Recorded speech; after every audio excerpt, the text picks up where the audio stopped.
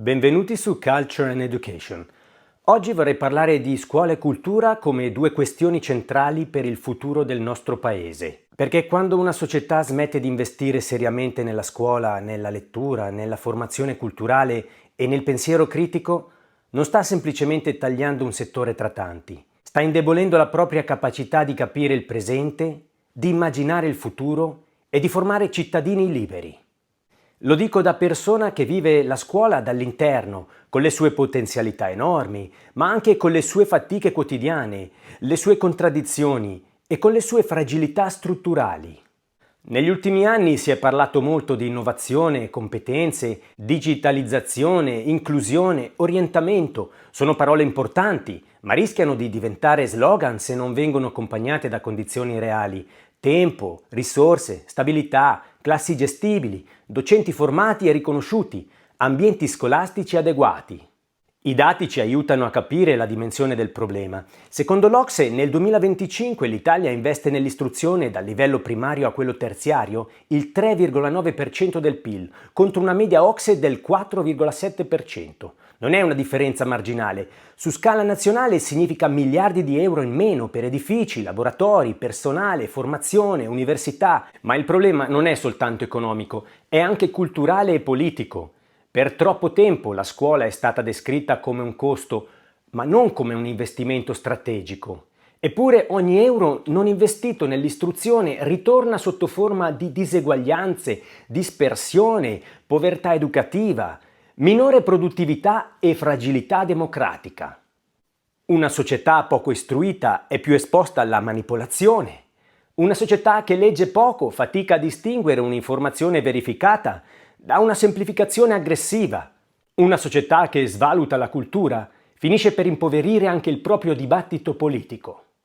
Il tema della lettura è emblematico. I dati Instat mostrano che dopo una crescita della quota di lettori tra il 1965 e il 2010, negli anni successivi la lettura si è stabilizzata intorno al 40% della popolazione dagli 11 anni in su.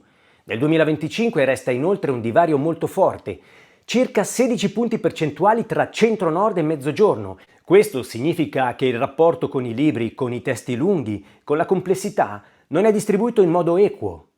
E qui la scuola dovrebbe essere il grande strumento di riequilibrio. Dovrebbe essere il luogo in cui chi parte con meno possibilità riceve più strumenti, più linguaggio, più fiducia, più futuro. Ma la scuola oggi spesso è chiamata a fare moltissimo con troppo poco. Deve istruire, educare, includere, orientare, motivare, gestire fragilità psicologiche, differenze linguistiche, difficoltà familiari, bisogni educativi speciali, disagio sociale, dipendenze digitali, calo dell'attenzione, ansia da prestazione. Tutto questo è reale, chi insegna lo sa. Il problema è che negli ultimi anni la scuola è stata caricata di aspettative enormi, senza che al ruolo del docente corrispondesse un riconoscimento sociale ed economico adeguato. Sempre secondo l'OCSE, in Italia gli stipendi effettivi degli insegnanti della scuola primaria risultano inferiori del 33% rispetto a quelli dei lavoratori a tempo pieno, con istruzione terziaria. Nella media OCSE il divario è del 17%.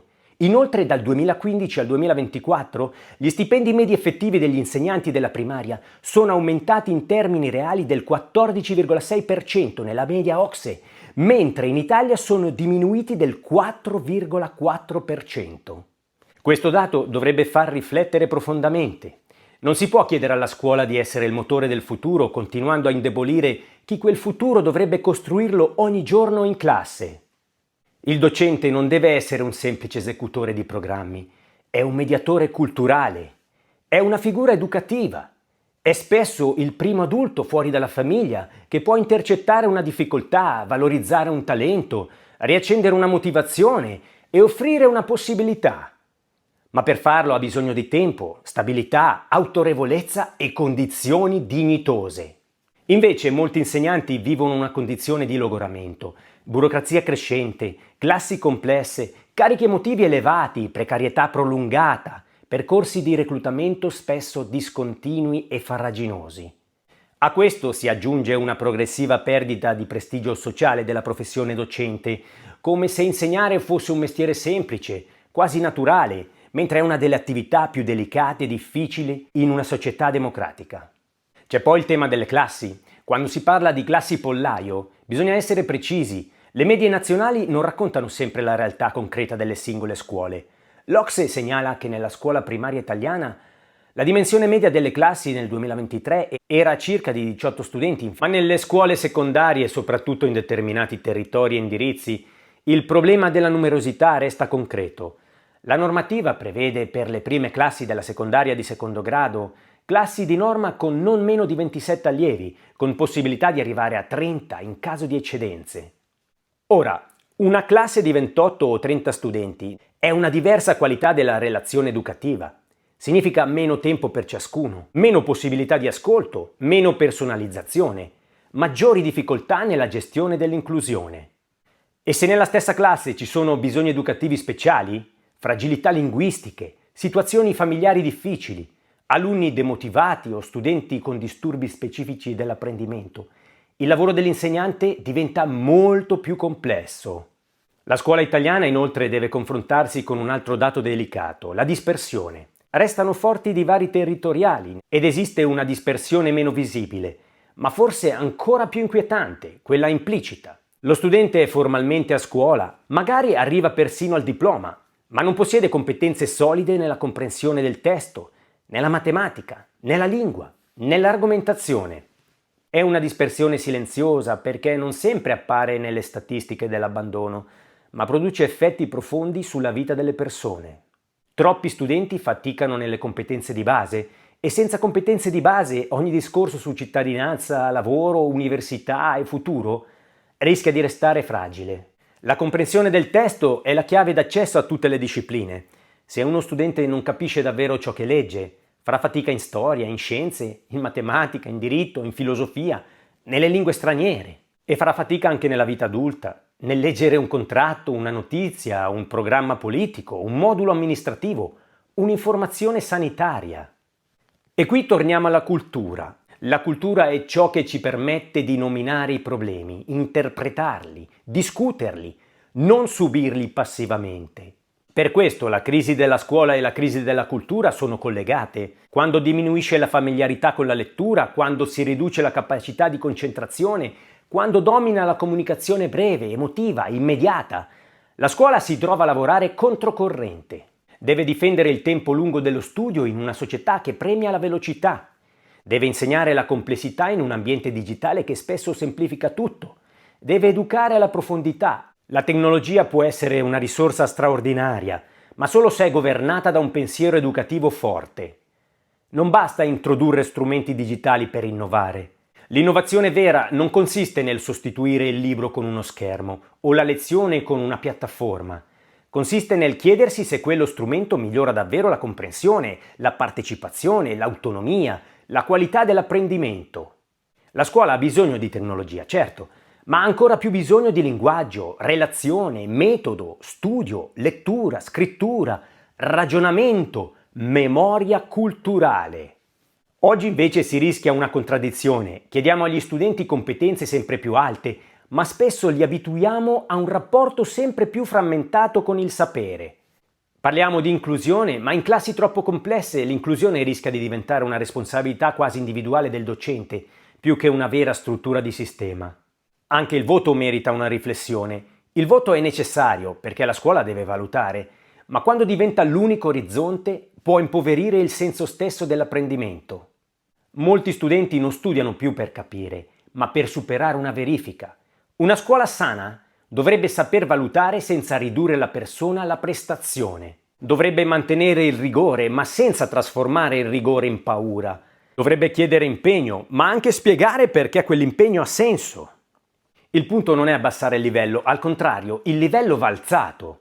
Ma per alzare davvero il livello servono strumenti, continuità, autorevolezza educativa, alleanza tra scuola e famiglia, rispetto per il lavoro dei docenti, investimenti seri e una visione politica di lungo periodo.